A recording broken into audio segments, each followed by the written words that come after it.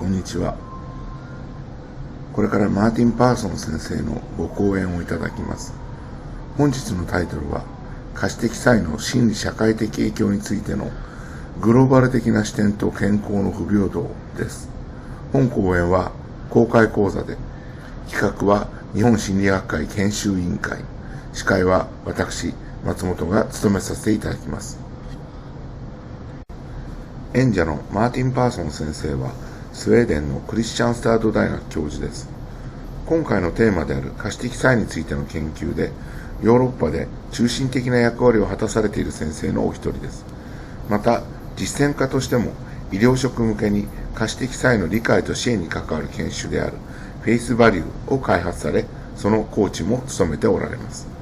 日本でもこの研究は大阪大学歯学部で数年前に開催をされております。これからご講演の前に可視的差異と日本の現状や課題について私の方から簡単にお話をさせていただきます。本講演のテーマである可視的差異、Visible Difference とは、ご講演の中でもお話がありますが、顔やそれ以外の身体に疾患や外傷などの原因によって生じる目に見える差異のことを指します。こうした可視的差異、これを VD と表することもありますが、これによって患者の自己形成や対人関係など、心理社会的な影響が生じます。そこで支援が必要となってくるわけです。ところが見た目の問題というのは、なかなか支援につながれないということがあります。つまり、見た目なんだから大したことないよねというような言説です。その結果、日本においては、VD の医学的治療は進んで行われている一方で、心理社会的な支援の対象となることは少ない状況に今もあります。その中で、先天性疾患領域では東北大学病院形成結果が心理外来を設置し、また、がん領域では国立がん研究センターがアピアランスセンターを設けて、心理師を含めた多職種による支援を行っております。それでは、これまで日本では心理社会的な支援が全くなかったのかといえば、そうではありません。例えば、後進後外領域においては、学会内で繰り返し全人的治療が謳われ、実際に各地でボランティアでの創意工夫にあふれた支援が行われていました。しかし、こうした支援はあくまで有志によるボランティアベースですから、連携や継承、発展といった観点が難しい状況でした。当然、心理師も常駐するところはありませんでした。しかし、ご存知の通り、ようやく日本でも公認心理師が国家資格化されました。そして、診療報酬などの問題は大きな課題としてたくさん残っているものの、徐々に継続的な心理社会的支援が期待されることになるかと思います。ただし、こうした場合も国家の予算というのは限られ、公認心理師が配置される治療機関も少ないことが予想されます。また、たとえ治療機関に心理師が配置されるとしても、それまで患者さんの心理社会的問題が待ってくれるというわけではありません。そうした際に、マーティン先生の後半で出てくることでもありますが、治療に関わる心理師以外の専門職の方々による支援を行うことが期待されております。こうした支援のために、一昨年から日本心理学会研修委員会では、アピアランス研修を実施しております。また、後進後外列の治療を行っている専門職の学会である後外列学会でも、これから心理社会的支援のセミナーを行う予定です。こうした形で、今後の VD に関わる心理社会的支援は、心理師による支援と、それ以外の医療専門職による支援が進んでいくものと考えられています。次のページは、今年から来年にかけての主な研修です。日本心理学会のアピアランス研修、それから後外列学会のセミナー、そして、公認心理師の会のセミナー、それから、もう一つ最後に、日本心理学会のアピアランス研修で、これはがんに特化したものというふうな形で、先天性疾患領域とがん領域で研修が行われる予定です。また、関連する書籍についてもご覧の通りいくつか出ておりますので、ご参照いただければ幸いです。以上、司会の解説が少し長くなってしまいましたが、それでは早速マーティン・パーソン先生のご講演をお聞きください。どうもありがとうございます。Hi, my name is Martin Persson, and I will today talk about global perspectives and health inequalities in addressing the psychosocial impact of visible disfigurement and inclusive approach. The learning objectives for this lecture are the following. You will understand the concept of visible disfigurement, its global prevalence, and the profound psychosocial impact it can have, particularly in low-resource settings. You will understand the impact of social determinants across various cultural and socio-economic contexts. Furthermore, you will recognize the need for innovative strategies in outpatient care to address the psychosocial needs of individuals with visible disfigurement effectively and efficiently. You will comprehend the significance of task shifting as a viable solution to a health workers shortage and its potential to widen access to necessary care, especially in low-resource environments. And finally, you will identify the necessity of integrating novel approaches into a healthcare system to provide comprehensive, accessible, and effective psychosocial support for individuals affected by visible disfigurement. Visible differences in a global context. A significant proportion of patients have a difference in appearance, or disfigurement, that is visible to others, resulting from congenital anomalies, for example cleft lip and palate, disease, for example skin condition, trauma, burns, or medical treatment, such as chemotherapy, for example. Advances in medical, surgical, and life-saving treatment are also increasing numbers surviving with an altered appearance following accidental or combat injury, cancer treatment, congenital or neurological conditions. For many, this acquired or congenital difference negatively impacts upon self-esteem, compromised social and emotional development and functioning. The concept of body image forms an integral part of an individual's overall health and well-being. Our perception of our own physical appearance plays a significant role in shaping not only our mental health, but also our physical state. Issues like body dissatisfaction and visible differences can manifest into serious mental health problems, including social anxiety, depression, and even suicidal ideation. It is imperative to realize that these mental health problems, if not addressed, can have a negative ripple effect on physical health and wellness. In the modern era, society places a significant emphasis on physical appearance, and the media amplifies this emphasis by promoting specific norms about how one should look. This societal and media pressure fosters an environment where body image dissatisfaction is not only common, but is on the rise. In the healthcare profession, encouraging patients struggling with body image dissatisfaction and visible differences is a regular occurrence.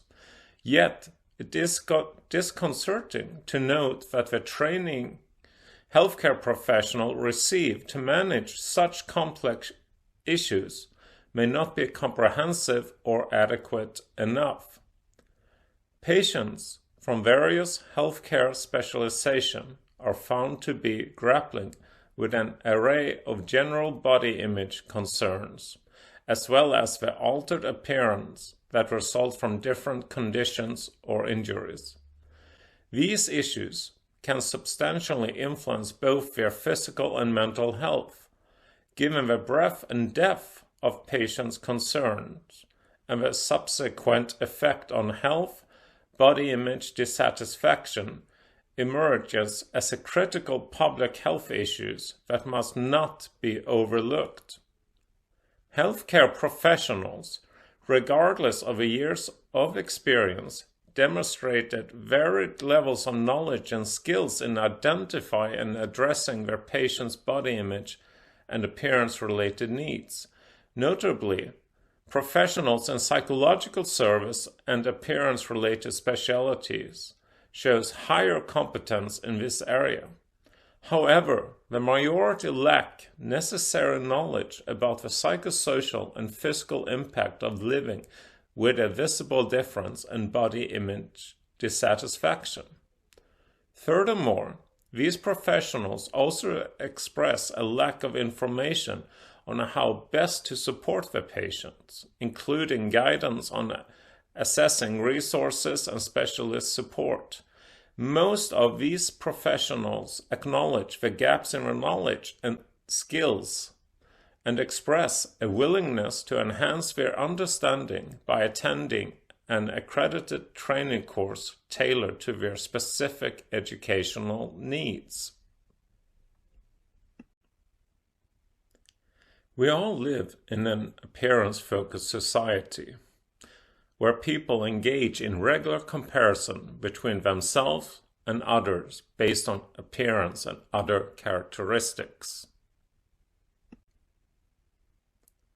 Body image awareness becomes even more prominent in our society, and early adolescence is a particularly vulnerable period. Body dissatisfaction is relatively common, and it is estimated that about 2/3 of children and adults are not satisfied with their body image. So what is body image then? Well, we can divide it into 4 components, and these components makes up our body image. It is about the perceptual one, how we view our bodies, for example when we look in the mirror. And while we look in the mirror, it generates thoughts. The cognitive is what we think about our bodies. And that leads to behavioral aspects, how we behave in relation to our bodies. And that can then generate how we feel about our body, so the affective component. And these 4 components makes our body image. One group that might be more prone to poor appearance satisfaction are those with a visible difference, such as cleft lip and palate. Research has shown that in individuals with cleft, as they progress from a young age to adolescence and young adulthood, their appearance satisfaction decreases. This decrease in appearance satisfaction can result in emotional and social difficulties, and they can also experience stigmatization. When someone is stigmatized, they are often perceived as inferior, abnormal, or undesirable by others in society.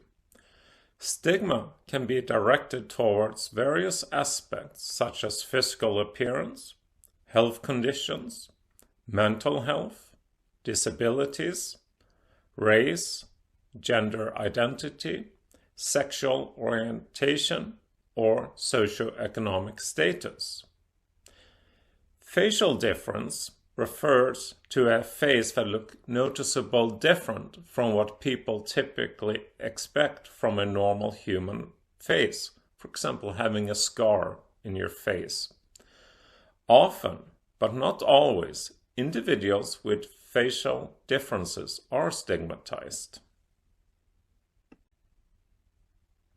One risk factor, for example, that contributes to poor psychosocial outcomes for individuals with cleft is if they are being teased or bullied based upon their condition.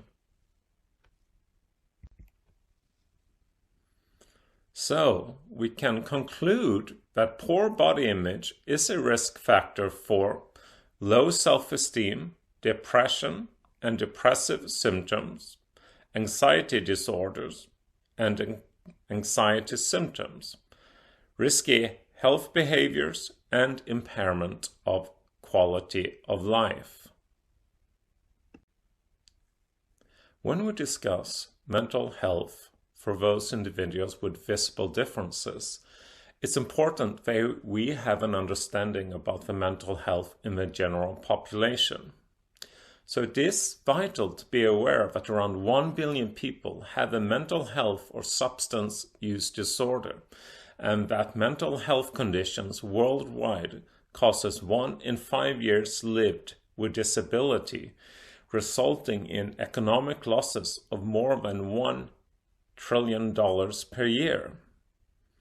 And it is estimated that around 20% of the world's children and adolescents have a mental health condition. As stated, this lecture will focus especially on the population with cleft when we talk about visible differences. And when it comes to mental health, the questions we need to ask ourselves: is there a difference between the general population and the population with cleft? And why or why not?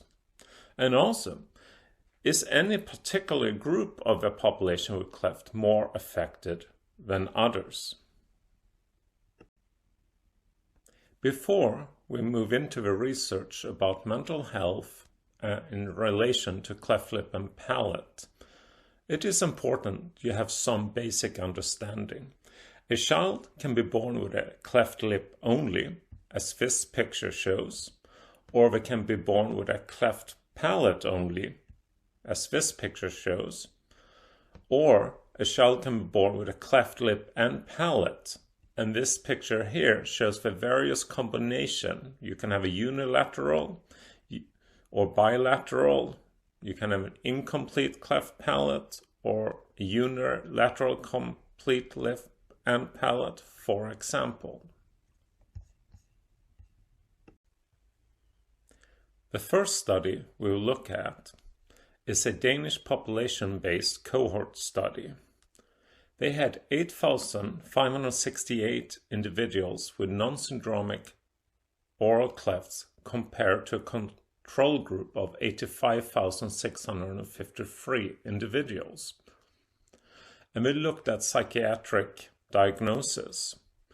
When you'll see here on the oral cleft and look at any psychiatric disorder, the oral cleft had a significant higher risk to have a psychiatric disorder in comparison to the control group.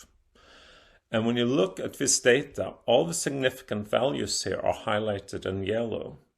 And you can quickly see when you look into the specific categories like cleft lip and palate, and cleft palate only, that the individual with cleft lip and cleft palate only have a higher risk for many different or various psychiatric diagnoses.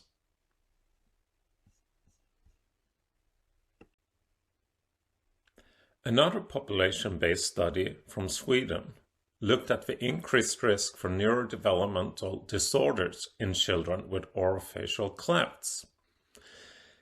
In this study, they had 7,842 individuals with orofacial cleft, matched to a cohort of 78,409 individuals. But this study was also unique because they also included unaffected siblings in this study, which equaled 9,637 individuals. When you look at the group for orofacial cleft, the whole group combined, we see that this group has significant higher risk for any psychiatric diagnosis, just as the Danish study had.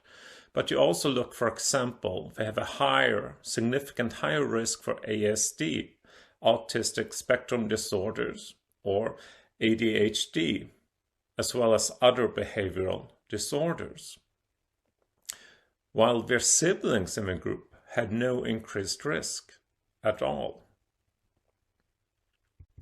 And when we look at cleft palate only, we can see here that there's a higher risk for an individual born with cleft palate only to have any psychiatric disorder or intellectual disability or risk for autistic spectrum disorders and so on. So here again, we find out that the group that is most affected, what this research shows, are those with cleft palate only. And the Swedish study concluded that children with non-syndromic clefts had a significant higher risk of neurodevelopmental disorders, and this risk is unlikely to be explained by familial influences such as inherent genetic or shared environmental factors.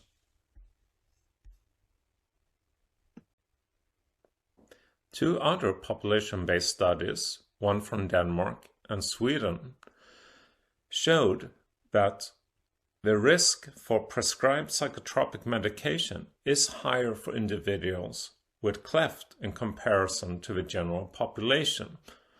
And it's important to remember that in these countries you can only be prescribed psychotropic medication if you have a clinical diagnosis. So in summary, when we look at mental health in relation to individuals with cleft, these studies shows there's an increased risk for behavioral problems, increased risk for psychiatric and neurodevelopmental disorders, as well as an increased risk for prescription of prescribed psychotropic medication.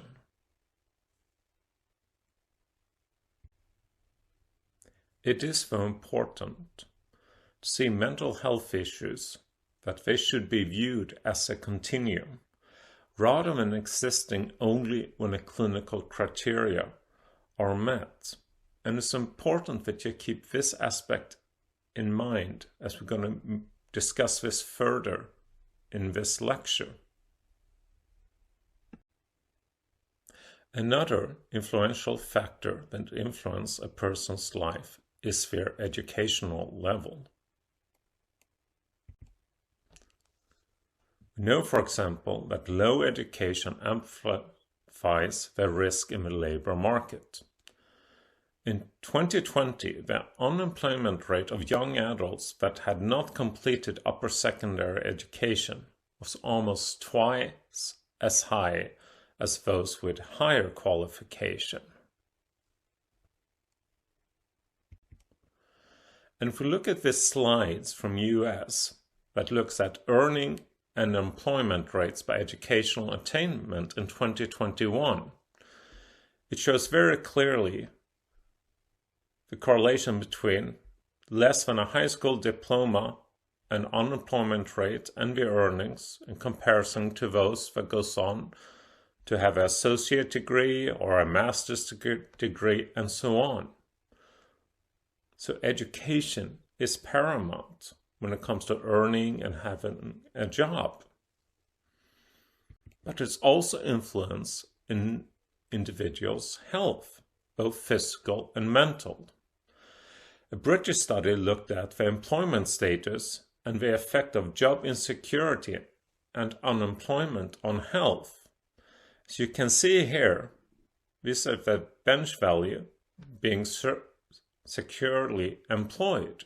But for those that had insecurely employment, they had worse health, their physical health, and higher mental health problems. And the same data we can see for those that are being unemployed.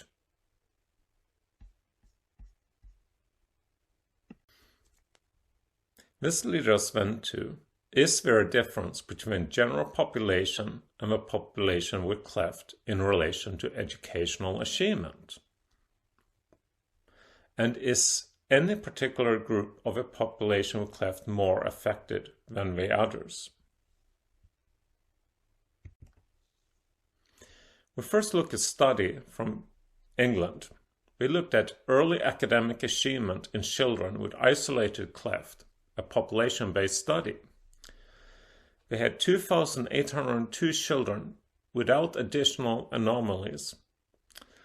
5-year-olds between 2006 and 2012 were included. Compared with a national average, 5-year-old children with an isolated oral cleft, especially those involving the palate, have significantly poor academic achievement across all areas of learning. And when we looked at the special education needs, 29% of children were documented as having special education needs. The national rate was 9.7%, which varied according to cleft type from 13.2% with cleft lip to 47.6% with bilateral cleft lip and palate. Another study conducted in the US looked at the academic achievement data that were available for 586 children with oral clefts and compared to 1,873 unaffected classmates. And this study showed that children with oral clefts are at a greater risk for persistent low achievement in school than unaffected classmates. A study conducted in Sweden looked at the percentage not receiving their leaving certificate from compulsory school at the age of 16. And this was a population-based study. So in the control group, we had over 1 million students. And for the cleft palate only were 511 individuals. For cleft lip, 651 individuals. And cleft lip and palate, 830 individuals. As you can see in this diagram here, the group cleft lip had no difference versus the population, because 2.74% of the general population do not receive the leaving certificate from the compulsory school. But when we looked at cleft palate only, almost 10% of that group did not receive the leaving certificate. And for the cleft lip and palate group, over 7% did not receive the leaving certificate. As the research suggests, individuals with cleft have a higher risk for poor educational outcomes, learning difficulties, and a higher use of special educational services. And we know that poor educational outcomes have a profound impact on an individual's quality of life and socioeconomic status, shaping their future prospect and overall well-being. Education is a fundamental determinant of personal development, economic growth, and social mobility. When educational outcomes are subpar, it can lead to a cascade of negative effects, both for the individual and society at large. Education is a key driver of income and employment opportunities. Individuals with lower educational attainment often face limited job prospect, lower wages, and higher rate of unemployment, as we have seen. This economic disadvantage can lead to a lower socioeconomic status, which is associated with a range of health and social problems. Also, poor educational outcome can limit an individual's ability to participate in society fully. Education equips individuals with the skills and knowledge necessary to engage in civic activities, make informed decisions, and contribute to their communities. Without a strong educational foundation, individuals may face barriers to civic participation, which can lead to social exclusion and marginalization. So, healthcare in a global context.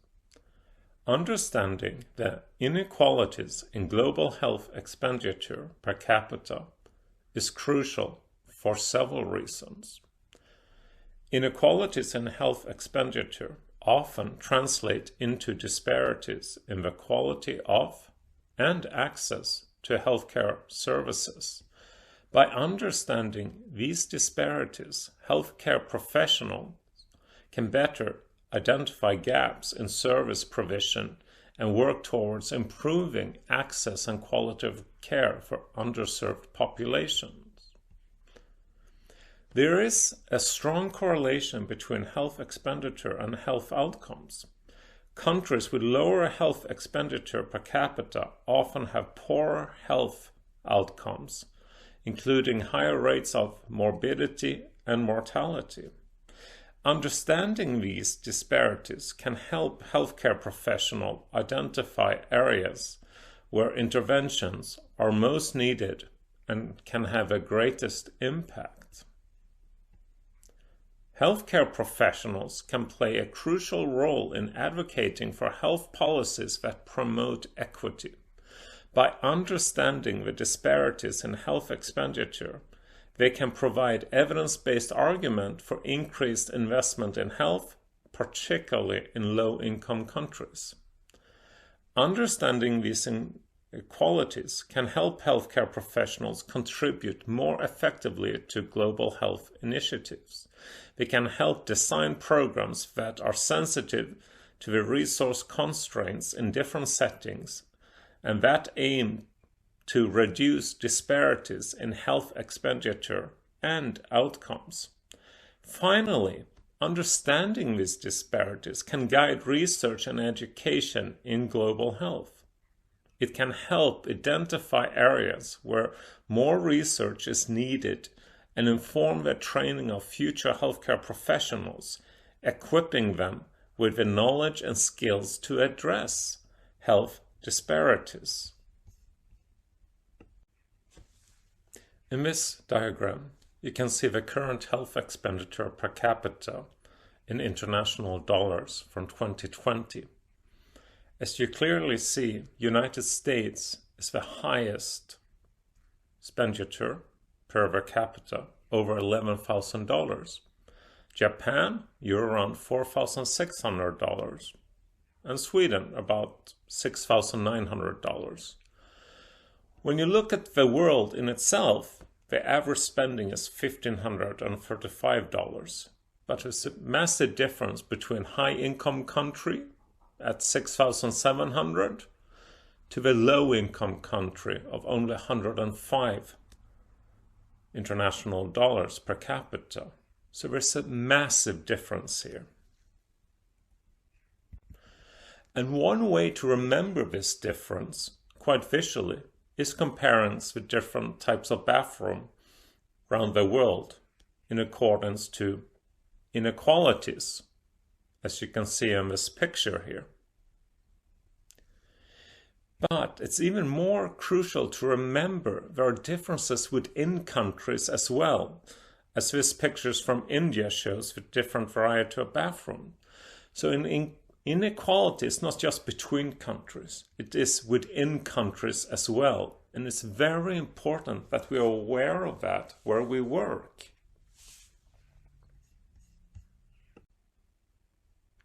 When it comes to the median government mental health expenditure per capita, it's even worse. When we look at the high-income countries, on average, they spend about over $50. But in the upper middle, it's only $3.29. Lower middle income is 37 cents, and low income 8 cents. This has a massive impact in the delivery of psychosocial care, as you can understand. Even more important was a study, an international study that interviewed 16,753 respondents from 25 countries, assessed to have a mental health disorders 12 months previously, examined the treatment rate. Of those in high-income countries, 36.8% received treatment. In upper-middle-income countries, 22%. and in lower middle income country it was 13.7%, with no data available for low income countries.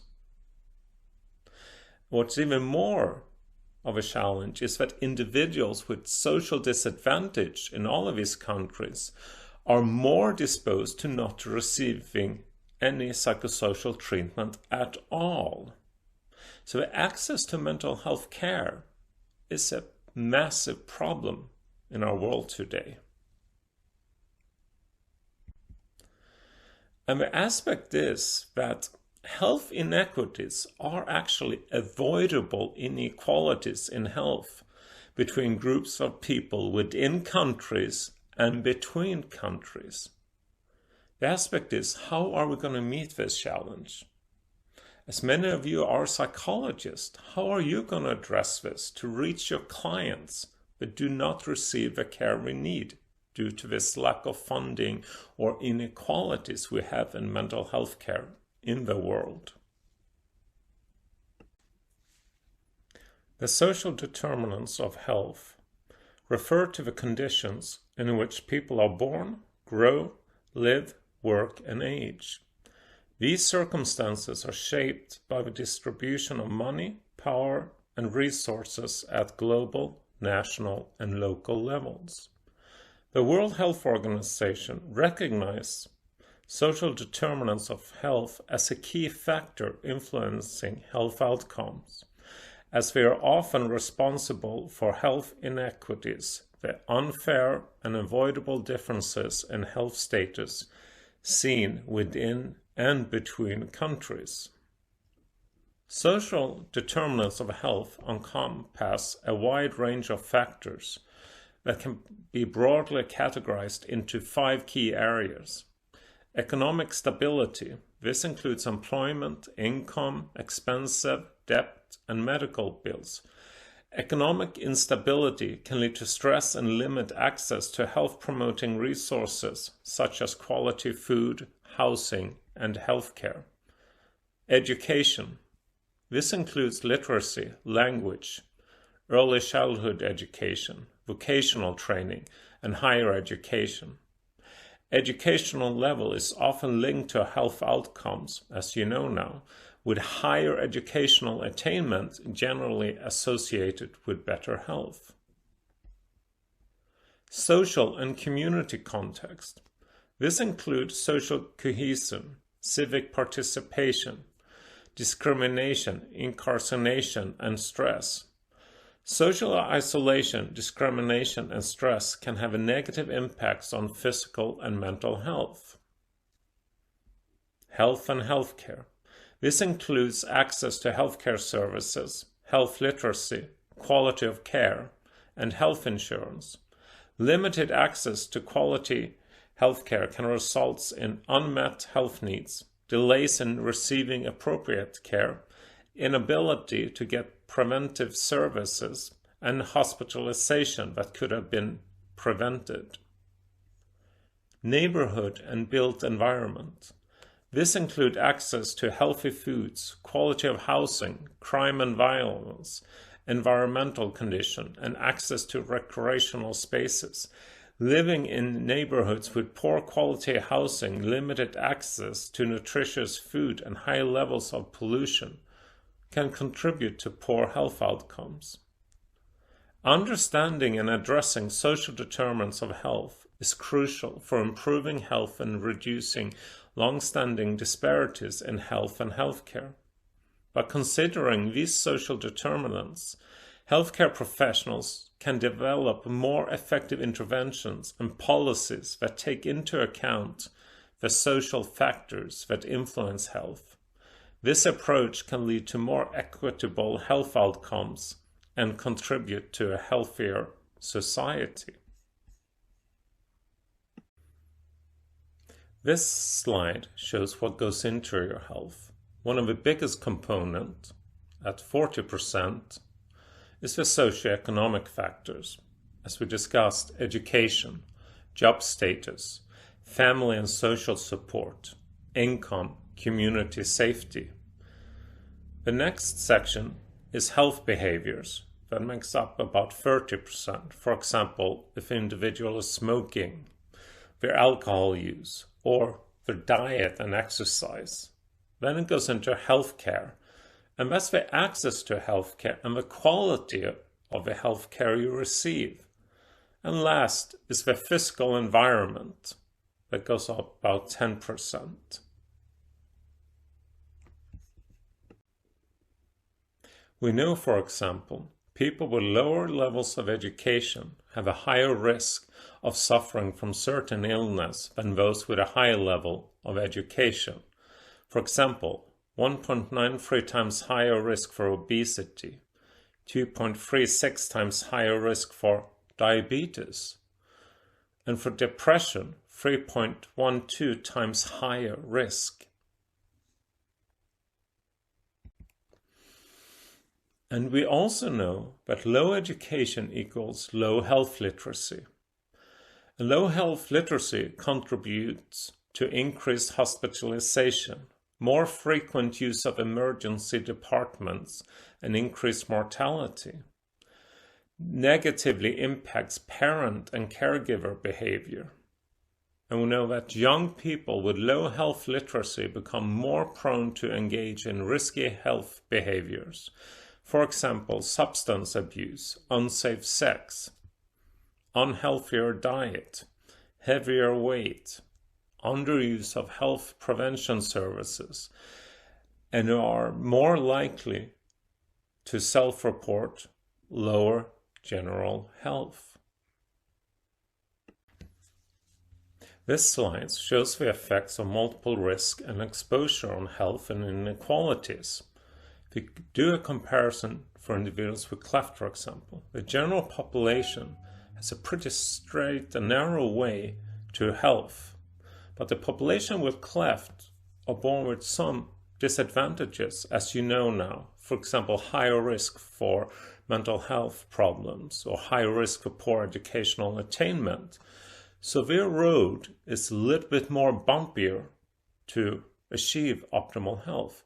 But then, if you're born with cleft and born in a community or in a situation where you experience inequality from the beginning, it becomes a lot bigger challenge to reach optimal health because there are so many more obstacles. It is important to be aware that there is an emerging concern that the prevalence of congenital malformation can be influenced by socioeconomic factors and or living in a deprived neighborhood. There is research that supports this theory and research that does not.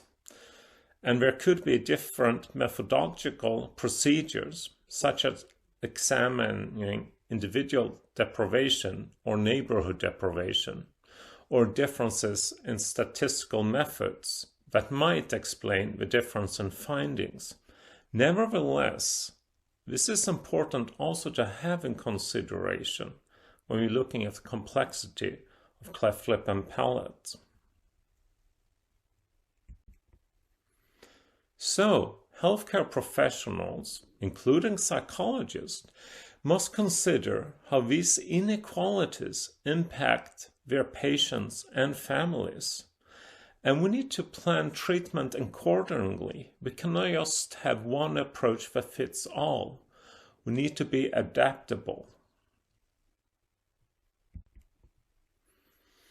And we know now that individuals with cleft have a higher risk for psychosocial challenges, educational attainment, and mental health problems than the general population. This increases their risk of experiencing inequity, poverty, and social exclusion.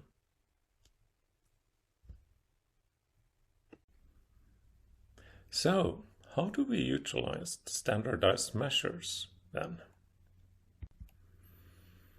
It is important to be aware that there is a multitude of psychometric tests. For example, it is estimated that 280 measures for depression have been developed and published, and we look at cleft care, at one stage, 60 different measures were being used across age groups in attempts to capture various aspects of adjustment. There is, though, a consensus among clinicians, researchers, and patients regarding optimal outcome measurements has been identified as one of the most important developments for the future of cleft lip and palate services. One example of this is the cleft Q, which is a condition-specific patient-reported outcome measure, a so-called PROM, for patients with cleft lip and/or palate. There is, however, some fundamental challenges with standardized tests. Standardized psychological tests and patient-reported outcome measures are commonly used tools in healthcare and research settings. However, individuals with low education or neurodevelopmental disorders may face several challenges when attempting to complete these tests independently. Literacy and comprehension. Many standardized tests and patient-reported outcome measures require a certain level of literacy and comprehension to understand the instructions and the questions. Individuals with low education may struggle with this aspect, which can affect their performance on the test or the accuracy of their responses. Abstract thinking. Some psychological tests require abstract thinking or problem-solving skills. Individuals with certain neurodevelopmental disorders, such as autism spectrum disorder or intellectual disability, may find these tasks particularly challenging. Attention and concentration. Many tests require sustained attention and concentration. Individuals with neurodevelopmental disorders like ADHD may struggle with these demands, which can affect their test performance or the reliability of their responses. Test anxiety. If a test is administered at the hospital clinical setting, can induce anxiety, which can negatively impact performance. This may be particularly true for individuals with neurodevelopmental disorders, who may be more sensitive to stress and changes in their environment. Cultural bias. Some standardized tests and patient-reported outcome measures may contain cultural biases, which can disadvantage individuals from diverse cultural backgrounds or with limited education. These biases can affect the validity of a test results or the interpretability of the responses. Interpretation of questions. Patient-reported outcome measures often rely on subjective self-assessment, which can be challenging for individuals with neurodevelopmental disorders, for example. They may struggle to understand the question, interpret the response scale, or accurately recall and report their symptoms or experience. So, individuals with low education or neurodevelopmental disorder, which individuals with cleft is at a higher risk for, may face several challenges when completing standardized psychological tests or patient-reported outcome measures. It is crucial for clinicians or researchers to be aware of these challenges and provide appropriate support and accommodations to ensure that the test results accurately reflect the individual's abilities and experiences. This is a recognized challenge.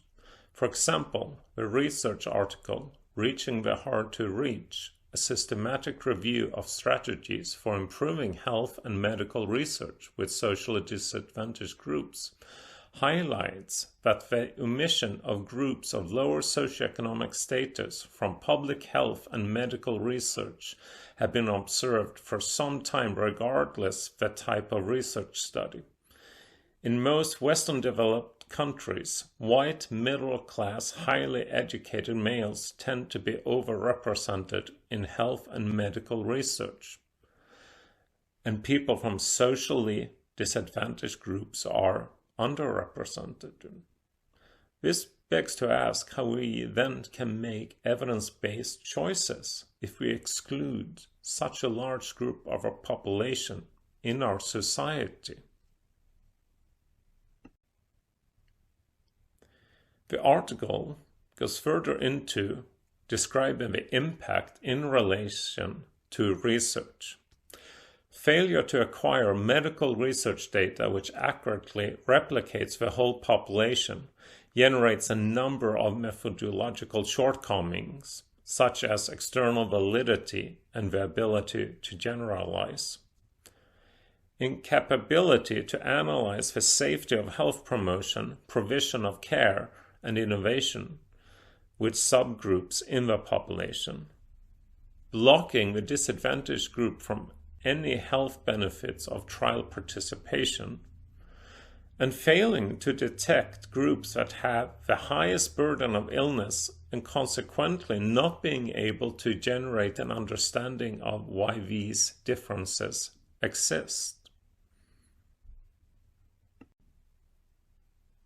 Major barriers to closing the treatment gap are the huge persistent scarcity of skilled human resource, large inequities and inefficiencies in resource distribution and utilization, limited community awareness of mental health, poverty and social deprivation, and a significant stigma associated with psychiatric illness in all of our countries in a global context.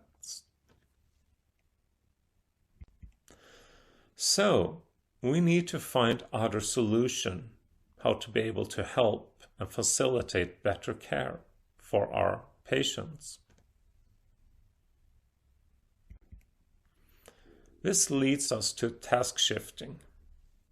So, on a global level, as you know now, there is a shortage of skilled human resources to deliver mental health, psychosocial care. Hence, it becomes necessary for experts to train non-specialist health workers. They will then be involved in detection, diagnosis, treatment, and prevention.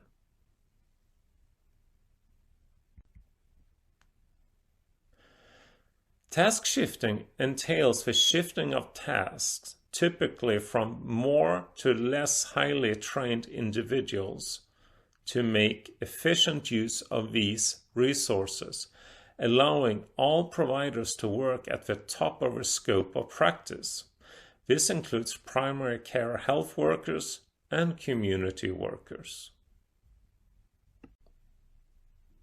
We're conducting a study with the title Supporting Patients with Body Dissatisfaction, a survey of the experiences and training needs of European multidisciplinary healthcare professionals.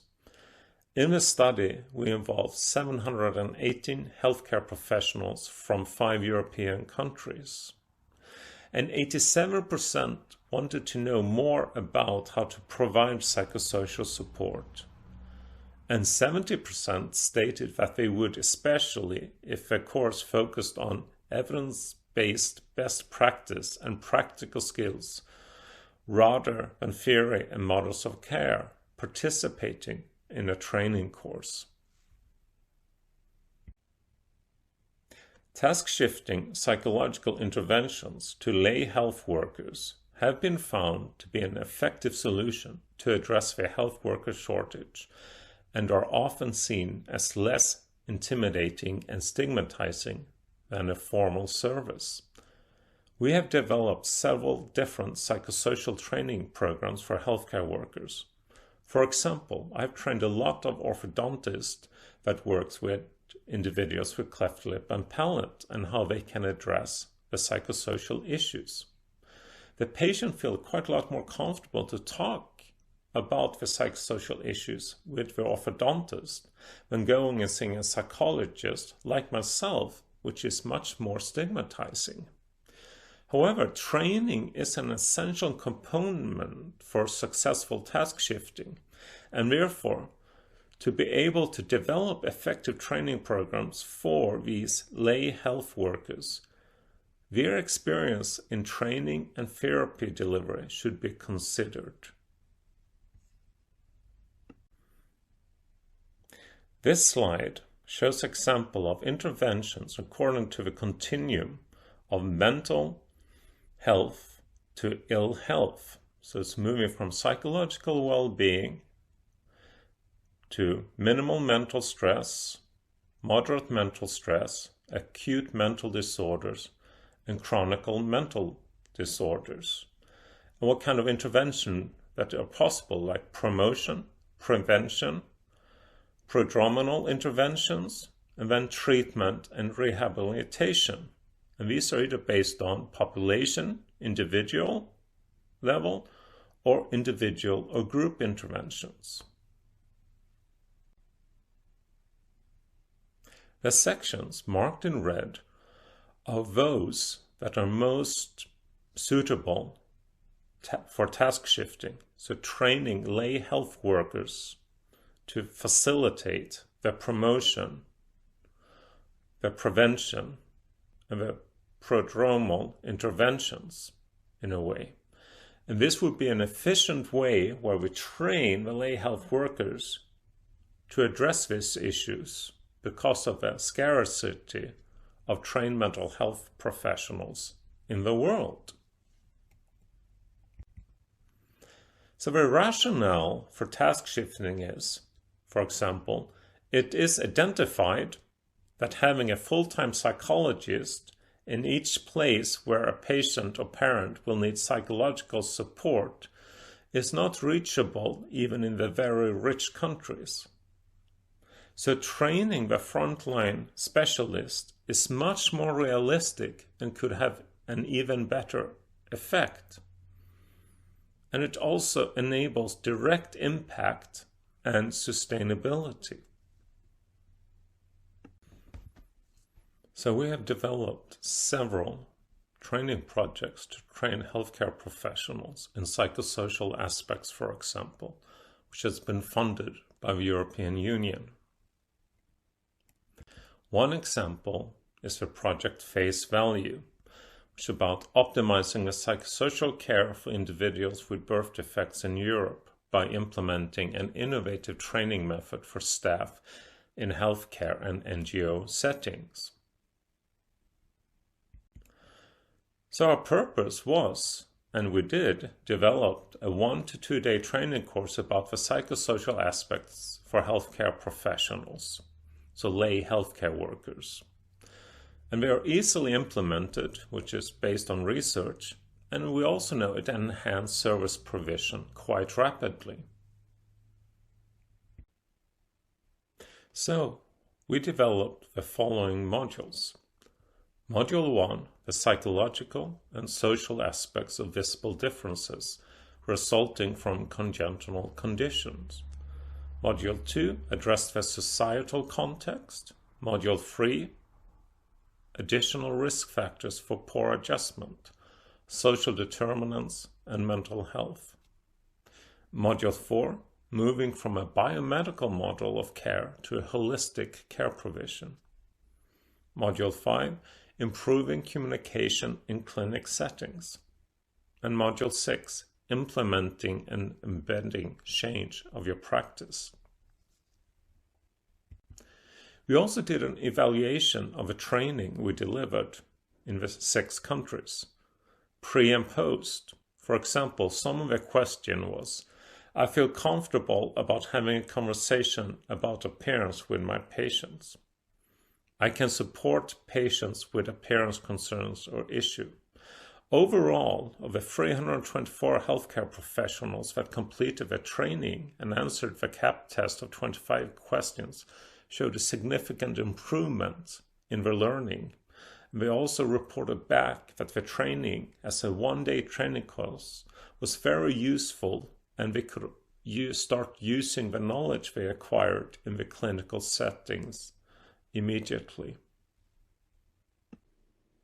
So in summary, you now understand the concept of visible disfigurement, its global prevalence, and the profound psychosocial impact it can have, particularly in low-resource settings.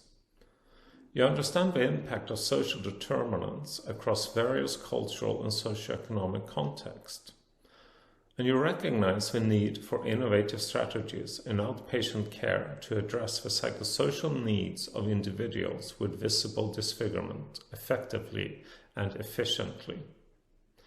You comprehend the significance of task shifting as a viable solution to health workers' shortage and its potential to widen access to necessary care, especially in low-resource environments. You also identify the necessity of integrating novel approaches into a healthcare system to provide comprehensive, accessible, and effective psychosocial support for individuals affected by visible disfigurements. You're more than welcome to contact me on my email address if you have any questions. I hope you have enjoyed this lecture, and I say domo arigato. Tack så mycket.